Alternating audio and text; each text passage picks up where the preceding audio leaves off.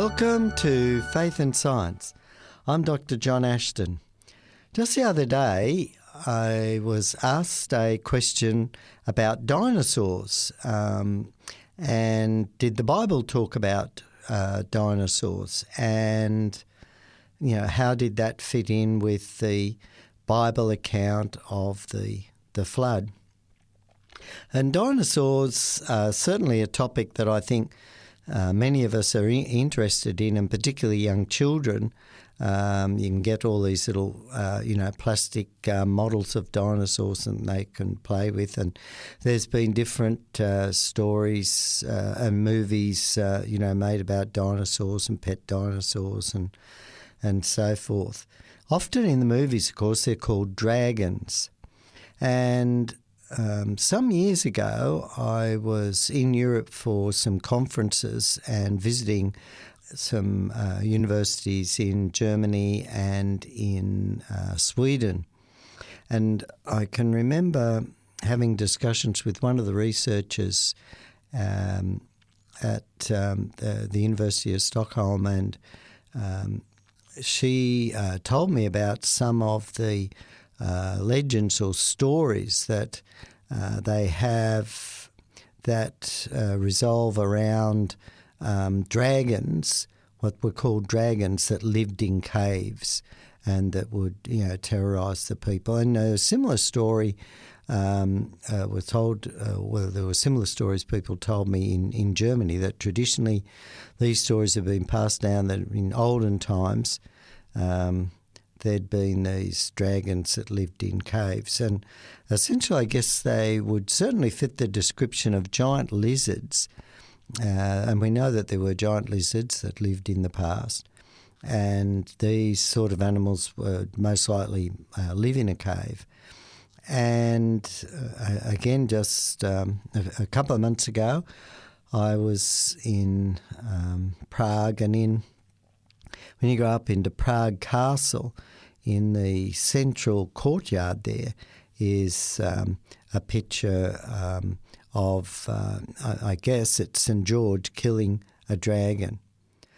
So the concept of dragons is very much in the literature. So the history of peoples and stories around the world, but particularly in China and these places, there are a lot of accounts there. But I was interested, as I read in the Bible, in Genesis there, as it talks about on day 5, chapter 1, then and God said, "Let the waters bring forth swarms of living creatures, and let the birds fly above the earth across the firmament of the heavens." So God created the great sea monsters and every living creature that moves, with which the waters swarm according to their kinds, and every winged bird according to its kind. And it goes on, and that was the fifth day, reading from Genesis chapter 1, verse 20 there. And of course, many of us will be familiar with the accounts in Job, and there's a couple of descriptions there. We find in Job chapter 40, this is God talking here, and he says, "Behold, Behemoth, which I made, as I made you, he eats grass like an ox.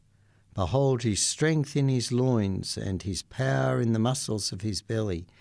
He makes his tail stiff like a cedar.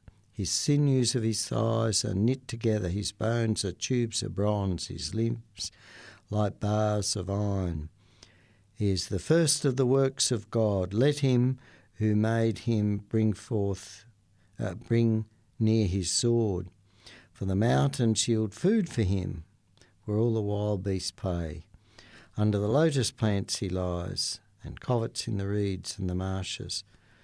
And it goes on there about this particular creature. "Behold, if the river is turbulent, he is not frightened. He is confident, though the Jordan rushes against his mouth. can one take him with hooks or pierce his nose with a snare? So, and then in Job 41 we read, can you draw out a Leviathan with a fishhook or press down his tongue with a cord? Can you put a rope in his nose or pierce his jaw with a hook? And so it goes on there talking about these creatures which seem to be quite big. I know some people think maybe the Leviathan was a crocodile, but I think crocodiles were quite common in the in the Nile and around, and we know people certainly very strong men and armed with a knife would probably deal with and wrestle with the crocodile, unless it was particularly big bum, but even with spears, they would kill a crocodile. I've seen a model of a 26-foot crocodile up in the northern part of Australia there, and they were certainly a very big animal. I've also seen a video that was made by an Australian gentleman that took his family and travelled across Australia diagonally up to the Gulf country, and he made up a harpoon situation with his old .303 Army rifle, where he took out the bullet from the cartridge, just had the cartridge in there, and he had a length of steel that he would push down the barrel, and tied to that length of steel rod was a cable. And he videoed harpooning a crocodile which towed him in his aluminium boat for quite some time before it tired. And the crocodile was quite a bit longer than his 16-foot boat, even though it had a large section of its tail missing. It had obviously been bitten off by another crocodile. And I think when you saw the size of the beast next to the boat, it was huge. It was so a crocodile in its 20 feet or over 20 feet is a very, very large animal. But nonetheless, humans would be willing to take those animals on. The concept of dinosaurs, though, and the giant fossils that we find, of course, we find the remains of the animals like Tyrannosaurus rex and some of these really huge dinosaurs. We know they exist in the past, and there's a number of issues. Were they taken on the ark? Did they survive after the ark? These are the questions, and I think it's important to have a look and look at what evidence we have today for them. There were some giant bones that were first reported scientifically back in the 1600s, but it's probably not until the 1800s really that we really think of dinosaurs being thought of as dinosaurs. But a Dr. Robert Plott found huge bones and reported that back in 1677, but at the time they were thought to belong to either a giant human or a giant elephant. And but it was in 1822, a lady, Mary Ann Mantrell, was walking through a country road in Sussex, England, and according to the story, she found a stone that glittered in the sunlight and showed it to her husband that enjoyed collecting fossils. He was a physician, and he noticed that the stone contained a tooth similar to but much larger than that of modern reptiles. And he concluded it belonged to some sort of giant extinct plant-eating reptile. And in 1825, he named the animal that he believed the tooth belonged to an inguagadon, meaning inguana tooth. And so that more or less began the age of the giant reptiles. But the Bible certainly records accounts of large animals. I guess from what I've read, it wasn't till the 1840s that the word dinosaur actually was used. It was, I understand, first coined by Sir Richard Owen, a famous British anatomist rather, and the first superintendent of the British Museum. And it's interesting, he, according to what I've read, was a very staunch anti-Darwinist. And on his view, the bones of the Iguanodon and the Megalosaurus that he found, he realised that these represent a unique group of reptiles that hadn't been classified before. And he coined the term dinosaur, meaning terrible lizard, on the basis of these bones. The Bible mentions and talks, though, about dragons. So it doesn't talk about dinosaurs because the word was really coined, after the King James version of the Bible was translated. But as I read out in Genesis chapter 1, verse 21, the Bible says, "And God created the great sea monsters and every living creature that moves, with which the waters swarmed after their kind." Now, my understanding is the Hebrew word here for sea monster, which is translated whales in the King James Version, but it's actually a word that is elsewhere in the Bible translated dragon. It's the Hebrew word tannin, Tannin.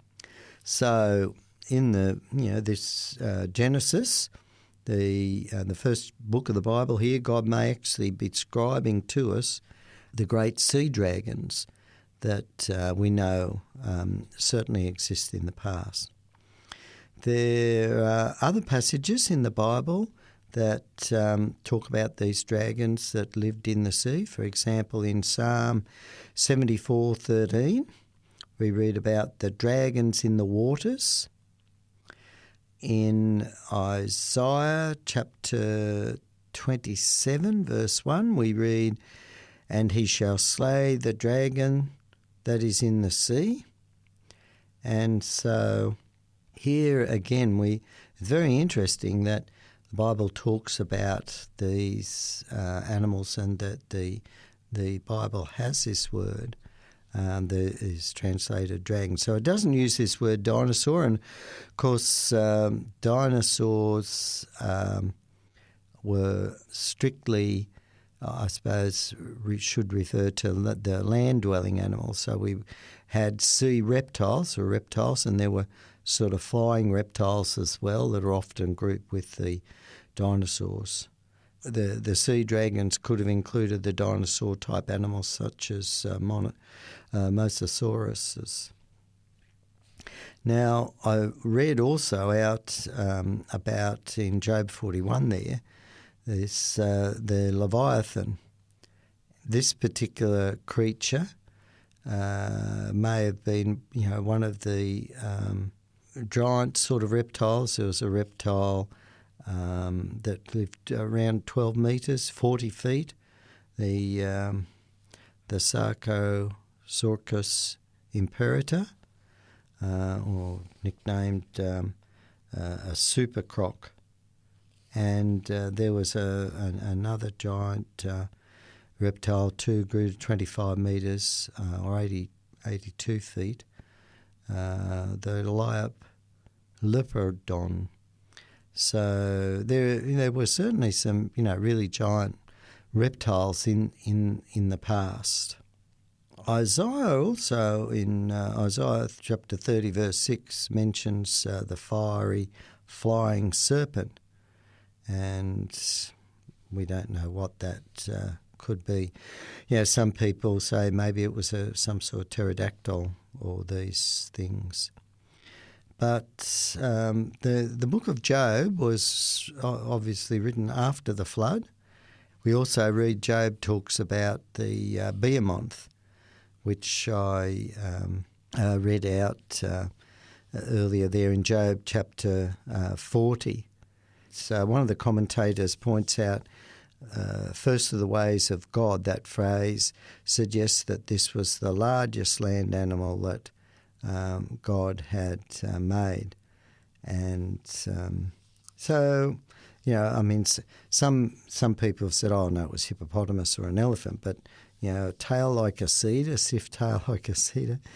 Yeah, so the description really doesn't fit that. Rather, in my view, it fits, one of those really giant dinosaur-type animals that existed at that time. Maybe a brachiosaur, one of those sort of animals that you see. They have the very long neck, big body, and a very, very long sweeping tail. And, of course, they're a vegetarian animal, I think, from memory. They're believed to be.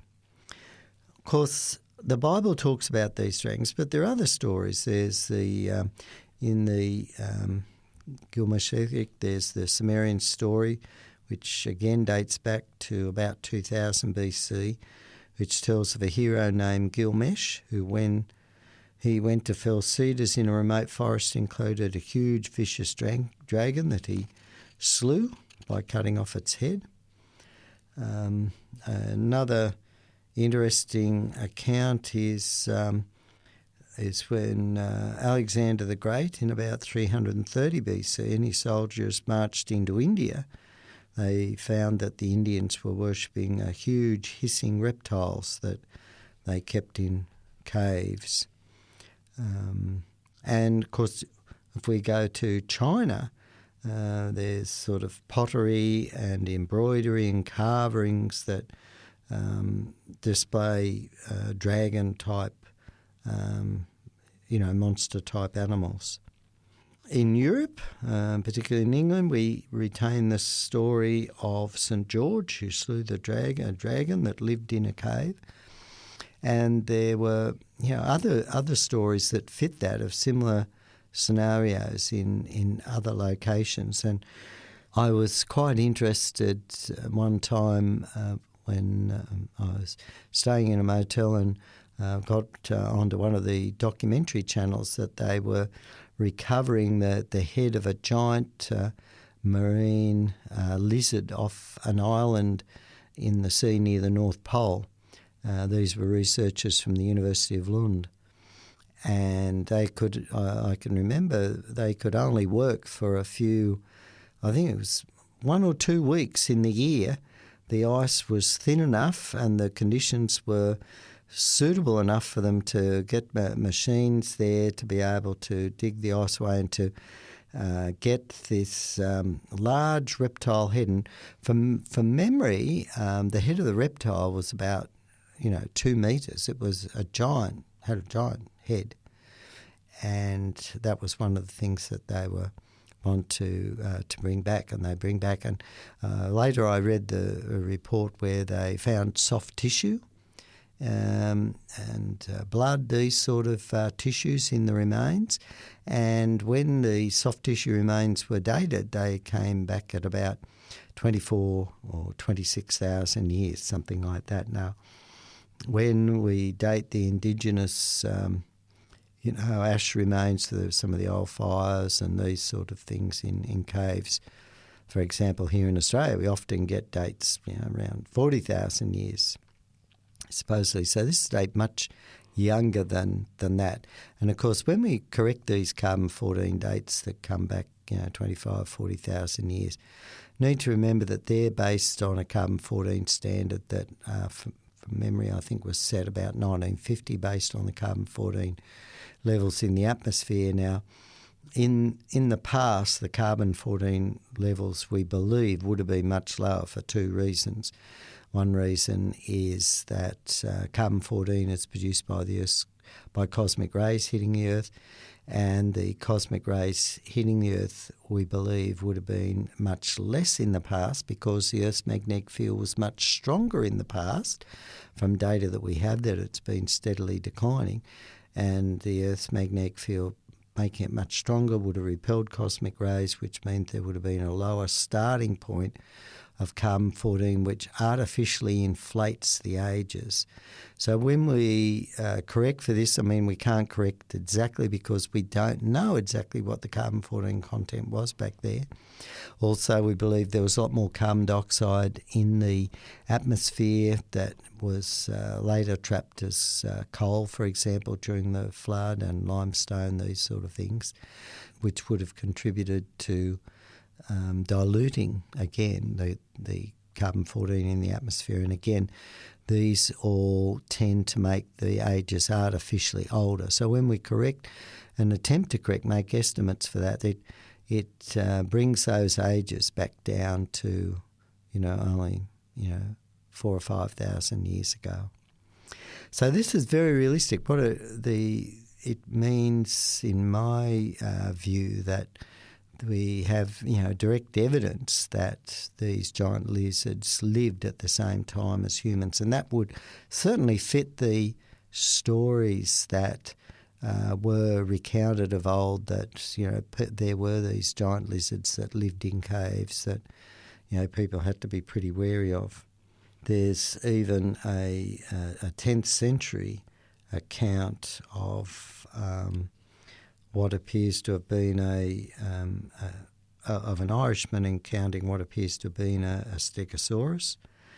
And in the 1500s, a European scientific book called Historia Animalium listed several living animals that, from the descriptions, we would call dinosaurs. And a well-known naturalist of the time, Ulysses Aldrovandus, recorded an encounter between a peasant named Baptisma and a small dragon that fits, and the description would fit a small dinosaur. People suggest might have been a Tanystropheus. I'm not very good at pronouncing these names. It's a Tanystropheus. And that encounter was reported to have occurred in 1572 in Bologna in Italy, and the peasant killed the dragon at the time. There's also been drawings found of dinosaur creatures have been reported in different places. So we certainly have evidence that the dinosaurs may have survived up until reasonably recent times. And this certainly fits when we think about, were the dinosaurs on the ark? Well, there were only about 50 different kinds of dinosaur. Now, what we mean by a kind is this is animals that can interbreed.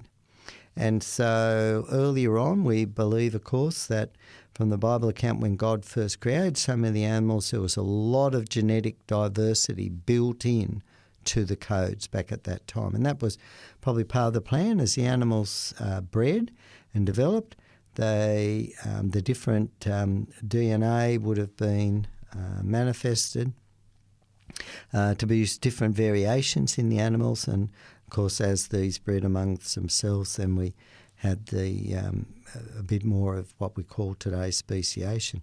But when we look at it, there's only about 50 different kinds of dinosaurs, and a lot of these dinosaurs were actually quite small. We tend to focus on the great big ones, and it could be that even for the bigger variety, juveniles were taken on board. You imagine, where a crocodile can grow, 25 feet long, 6, 7 metres, 8 metres long, but you could take a couple of little baby crocodiles on that were only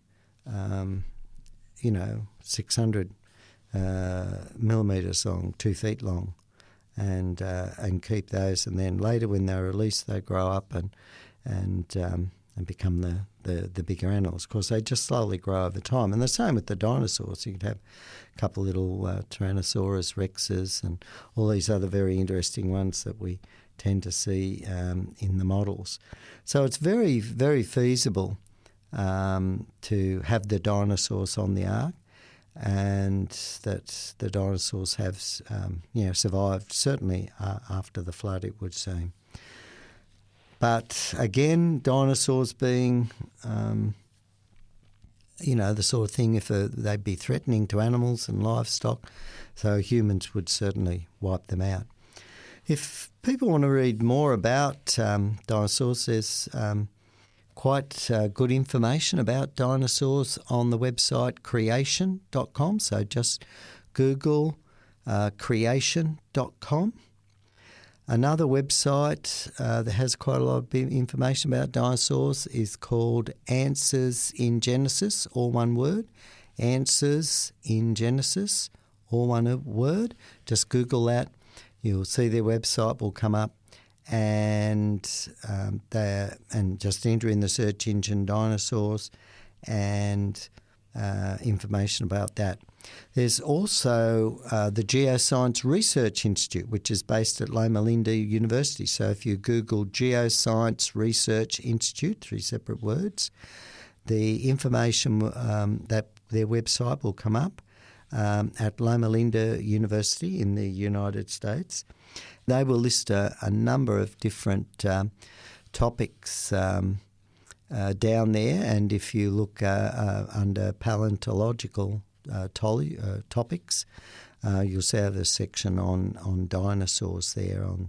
That's very good. There's also the Creation Research Society, CRS, Creation Research Society. If you Google that, their website will come up, and they have information there. So there's quite a bit of scientific information out there about dinosaurs and the Bible. Of course, if you want to listen to these programs, remember you can Google 3ABN Australia, all one word, 3abnaustralia.org.au, and click on the listen button. And this and other programs will come up. You've been listening to Faith and Science. I'm Dr. John Ashton. Have a great day.